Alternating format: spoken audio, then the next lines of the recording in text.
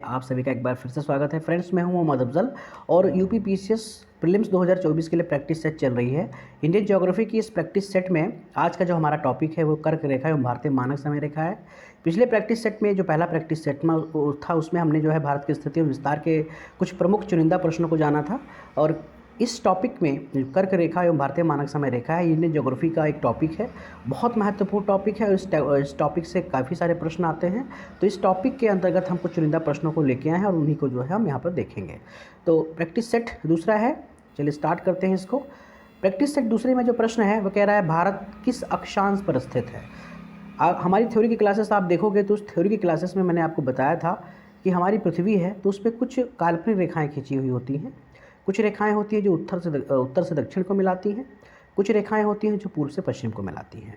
तो जो उत्तर से दक्षिण को खींची हुई रेखाएं होती हैं वो देशांतर कहलाती हैं और पश्चिम से पूर्व की ओर जो खींची हुई रेखाएं होती हैं वो कहलाती हैं अक्षांश रेखाएं। तो उसी तरीके से जब हमारी थ्योरी की क्लासेस आप देखोगे तो अक्षांश और देशांतर आपको बहुत अच्छी तरीके से समझ में आ जाएगा। तो इस प्रश्न को हम समझते हैं। इस प्रश्न कह रहा है कि भारत किस अक्षांश पर स्थित है।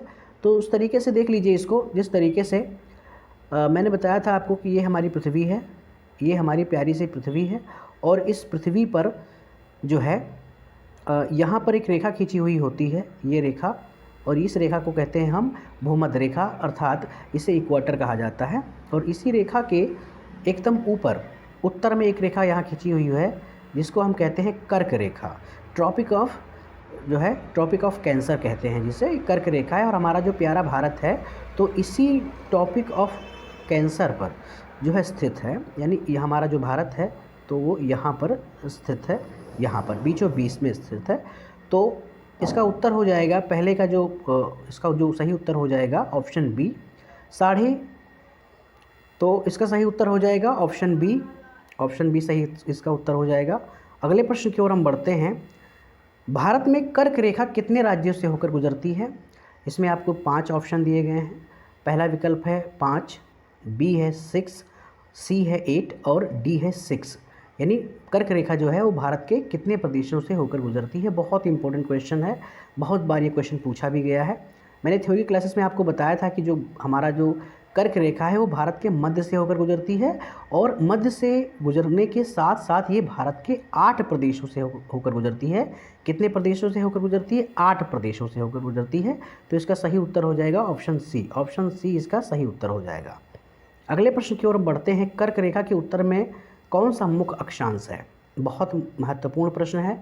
कह रहा है कर्क रेखा के उत्तर में मुख्य अक्षांश कौन सा है। मैंने आपको अभी बताया था कि ये हमारी पृथ्वी है और इस पृथ्वी पर मैंने बताया था आपको, ये एक रेखा मैंने बताई थी आपको इस तरीके से, ये हमारी पृथ्वी है और उसी तरीके से मैंने बताया था आपको कि जो ये है ये भूमध्य रेखा है, ये भूमध्य रेखा है और उसके बाद ये आपकी कर्क रेखा है। उसके बाद एक रेखा मैंने बताई थी आपको, ये एक रेखा, ये 3 रेखाएं हैं जो भूमध्य रेखा, यानी भूमध्य रेखा को छोड़कर जो 2 रेखाएं हैं ये उत्तर में स्थित हैं। मैंने बताया था आपको, इसको देख लीजिए आप। यानी जो ये एक रेखा ये है तो ये जो 0 डिग्री पे खींची हुई होती है ये भूमध्य रेखा है। इसके उत्तर में एक रेखा ये जो खींची होती है ये 23.5 डिग्री पर है, ये 23.5 डिग्री पर है। इसे कहते हैं हम कर्क रेखा। और ऊपर ये जो आप पीली वाली रेखा देख रहे हैं, इसको मैंने पीली से इसलिए इंडिकेट किया कि आप समझ जाओ। तो ये जो रेखा है तो ये है 66.5 पे खींची हुई होती है, 66.5 डिग्री पर, 66.5 डिग्री पर, और इसे कहा जाता है आर्कटिक वृत्त। तो जो प्रश्न कह रहा है उसको समझ लीजिए। पहले प्रश्न कह रहा है कि कर्क रेखा के उत्तर में मुख्य अक्षांश कौन सा है। तो कर्क रेखा के उत्तर में कौन सा है, तो इसका सही उत्तर हो जाएगा ऑप्शन सी सही उत्तर हो जाएगा इसका। ऑप्शन सी सही उत्तर हो जाएगा आर्कटिक वृत्त। अगले प्रश्न की ओर बढ़ते हैं। कर्क रेखा का सबसे पश्चिमी राज्य कौन सा है। मैंने बताया था आपको कर्क रेखा पश्चिम से यानी गुजरात से इंटर होती है और मिजोरम में निकलती है। तो इसका सही उत्तर हो जाएगा ऑप्शन ए सही उत्तर हो जाएगा। कर्क रेखा यानी गुजरात, कर्क रेखा का सबसे पश्चिमी राज्य कौन सा है, गुजरात है। अगले प्रश्न की ओर हम बढ़ते हैं। अगला प्रश्न है कर्क रेखा किस प्रकार के जलवायु क्षेत्र को प्रभावित करती है। तो कर्क रेखा जो है तो वो, इसमें 4 ऑप्शन दिए गए हैं, उष्णकटिबंधीय, शीतोष्ण, ध्रुवीय, शुष्क। तो कर्क रेखा किस प्रकार के, यानी कर्क रेखा का मतलब क्या होता है, जिस तरीके से समझ लीजिए आप इसको, यानी ये हमारी पृथ्वी है, ये हमारी पृथ्वी है। उसी तरीके से मान लीजिए ये हमारा सूर्य है, ये हमारा सूर्य है। और उसी तरीके से मैंने बताया था आपको, ये हमारी पृथ्वी है और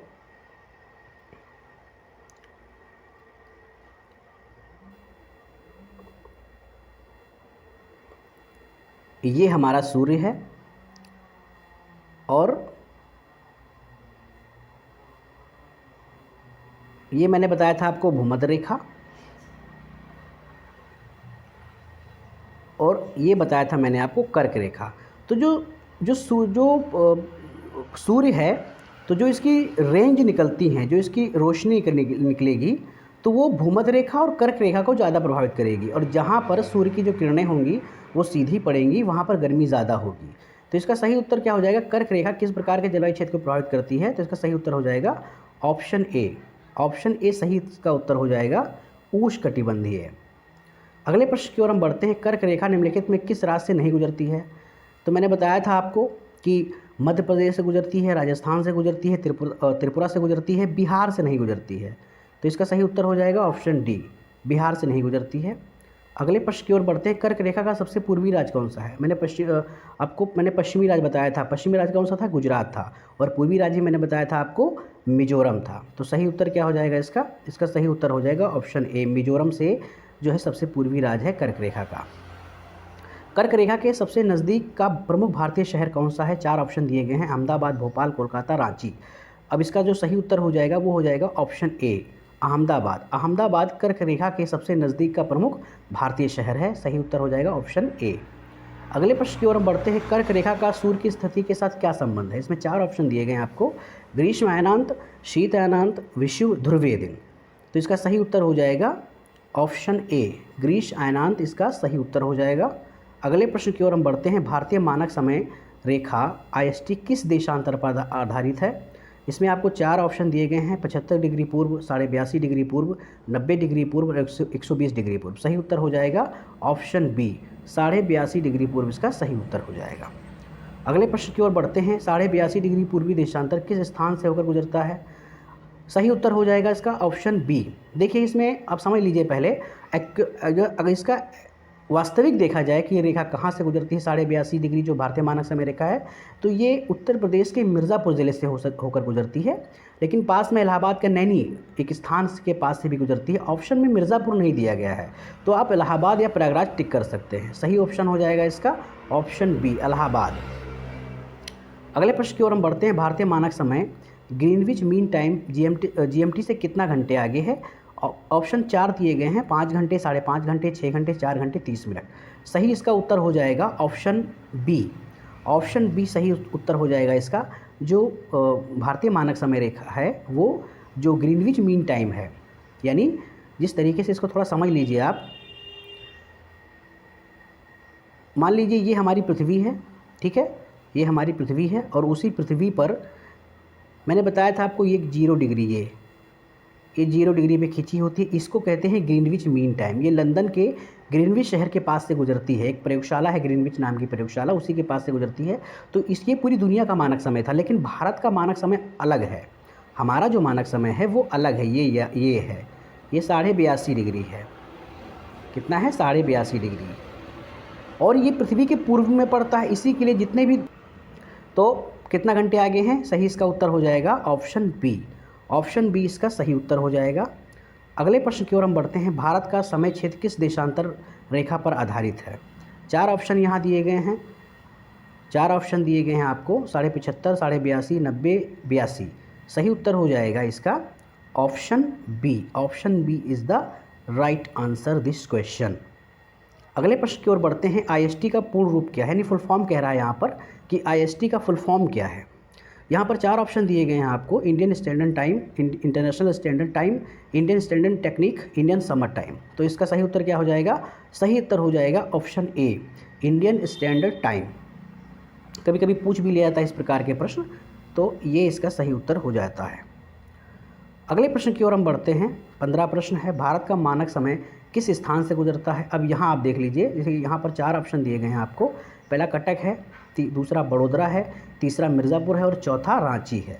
मैंने बताया था आपको किस स्थान से होकर गुजरता है, तो मिर्ज़ापुर उत्तर प्रदेश का एक ज़िला है, वहाँ से होकर के जो है भारतीय मानक समय रेखा गुजरता है। भारत के 5 प्रदेशों से होकर ये गुजरता है। भारत के पूर्वी और पश्चिमी क्षेत्रों में समय में कितना अंतर है, यानी बात कर रहा है यहाँ पर भारत के पूर्वी और पश्चिमी। तो पूर्वी देश कौन सा है, मिजोरम या अरुणाचल प्रदेश कह लीजिए या फिर गुजरात कह लीजिए। तो भारत के पूर्वी और पश्चिमी क्षेत्रों के समय में कितना घंटे का अंतर है, 2 घंटे का अंतर है। ठीक है, कितने घंटे का अंतर है, 2 घंटे का। ऑप्शन बी सही उत्तर हो जाएगा इसका। अगले प्रश्न की ओर बढ़ते हैं। भारत में 2 समय क्षेत्रों की आवश्यकता क्यों महसूस की गई, क्यों महसूस की गई, क्या क्यों जो है हमने जो है 2 समय क्षेत्रों की आवश्यकता की गई। तो इसमें इसका सही उत्तर हो जाएगा, इसमें 4 ऑप्शन दिए गए हैं। उत्तर और दक्षिण के भौगोलिक अंतर के कारण, पूर्व और पश्चिम के समय में बड़ा अंतर, मौसम के विभिन्न प्रभावों के कारण या सांस्कृतिक विभाजन के कारण। तो इसका सही उत्तर हो जाएगा ऑप्शन बी, पूर्व और पश्चिम के समय में बड़ा अंतर। इसी के लिए जो है 2 समय क्षेत्रों की आवश्यकता महसूस की गई थी। तो option B is the right answer this question. अगले प्रश्न की ओर बढ़ते हैं। IST के आगे का देश निम्नलिखित में कौन सा है। इसमें 4 ऑप्शन दिए गए हैं, बांग्लादेश, पाकिस्तान, नेपाल, श्रीलंका। तो इसका सही उत्तर क्या हो जाएगा, सही उत्तर हो जाएगा Bangladesh. Bangladesh is the right answer. अगले प्रश्न की ओर बढ़ते हैं। भारत में समय का निर्धारण किस देशांतर के आधार पर किया जाता है, वही रिपीटेड क्वेश्चन है। 82.5 डिग्री पूर्व। ऑप्शन जो है बी है इसका सही उत्तर है। यहाँ पर बी नहीं लिखा हुआ है, मिसप्रिंट हुआ है, आप इसको समझ जाइएगा। ये ऑप्शन ए है, इस तरीके से आपको इसको समझ जाना है। ये ऑप्शन ए है, ये ऑप्शन बी है, ये सी है और ये डी है। तो इसका सही ऑप्शन उत्तर क्या हो जाएगा, ऑप्शन बी 82.5 डिग्री पूर्व इसका सही उत्तर हो जाएगा। अगले प्रश्न की ओर हम बढ़ते हैं। भारत में कर्क रेखा किस राज्य में सबसे पहले प्रवेश करती है, वही रिपीटेड क्वेश्चन है। मैंने बताया था आपको, सबसे पहले किस राज्य में प्रवेश करती है, गुजरात में प्रवेश होती है। सही उत्तर क्या हो जाएगा, Gujarat. Option B is the right answer this question. कर्क रेखा किस देश के बिल्कुल मध्य से होकर गुजरती है, तो कर्क रेखा भारत के बिल्कुल मध्य से होकर गुजरती है, कि मैंने बताया था ना आपको। तो जो कर्क रेखा है वो भारत के एकदम मध्य से होकर गुजरती है। कर्क रेखा के दक्षिण में स्थित प्रमुख जल निकाय कौन सा है। इसमें 4 ऑप्शन दिए गए, हिंद महासागर, अटलांटिक महासागर, अरब सागर, प्रशांत महासागर। यहाँ पर कुछ बच्चे हिंद महासागर को टिक कर रहे हैं, बट ऐसा नहीं है। यहाँ पर कर्क रेखा भारत के दक्षिण में नहीं कह रहा है, यहाँ पर कर्क रेखा के दक्षिण की बात कर रहा है। तो कर्क रेखा के दक्षिण में स्थित प्रमुख जल निकाय अरब सागर है। तो इसका सही उत्तर हो जाएगा अरब सागर। अगले प्रश्न की ओर हम बढ़ते हैं। कर्क रेखा पर दिन और रात की समानता किस महीने में होती है। कर्क रेखा पर दिन और रात की समानता किस महीने में होती है। इसमें 4 ऑप्शन दिए गए हैं, मार्च, जून, सितंबर, दिसंबर। सही उत्तर क्या हो जाएगा, मार्च इसका सही उत्तर हो जाएगा। कर्क रेखा पर दिन और रात की समानता किस महीने होती है, मार्च में होती है। अगले प्रश्न की ओर बढ़ते हैं। 82.5 डिग्री पूर्वी देशांतर रेखा भारत में किस उद्देश्य से महत्वपूर्ण है। अब इसमें 4 ऑप्शन दिए गए हैं आपको, भारतीय सीमाओं के निर्धारण के लिए, अक्षांश निर्धारण के लिए, भूगर्भीय सर्वेक्षण के लिए, समय मापन के लिए। तो सही उत्तर क्या हो जाएगा, ऑप्शन डी, समय मापन के लिए। समय मापन के लिए इसका जो है महत्वपूर्ण है ये। किस स्थान पर ग्रीनविच मीन टाइम GMT का उपयोग किया जाता है। तो इसमें 4 ऑप्शन दिए गए हैं आपको, भारत, ब्रिटेन, अमेरिका, जापान। तो इसका सही उत्तर हो जाएगा ऑप्शन बी, ब्रिटेन। तो कुछ इस प्रकार से 25 प्रश्नों का एक श्रृंखला थी। अगर आपको अच्छी लगे तो इसको जो है हमारे चैनल को सब्सक्राइब करें, लाइक करें, शेयर करें, अपने दोस्तों को भेजें। तो इस प्रैक्टिस सेट में इतना ही था। अगली प्रैक्टिस सेट में हम कुछ जो है अलग टॉपिक पे जो है इंडियन ज्योग्राफी के कुछ चुनिंदा प्रश्नों का एक प्रैक्टिस सेट लाएंगे। वो हमारी तीसरी प्रैक्टिस सेट रहेगी और उसमें हम कोशिश करेंगे कि आप इंडियन ज्योग्राफी से आपके एग्ज़ाम में जितने भी क्वेश्चन इंडियन ज्योग्राफी के अगर क्वेश्चन आए हैं आपके एग्ज़ाम में, तो आप उसको बढ़िया से कर सको। तो चलिए मिलते हैं अगले प्रैक्टिस सेट में। जय हिंद।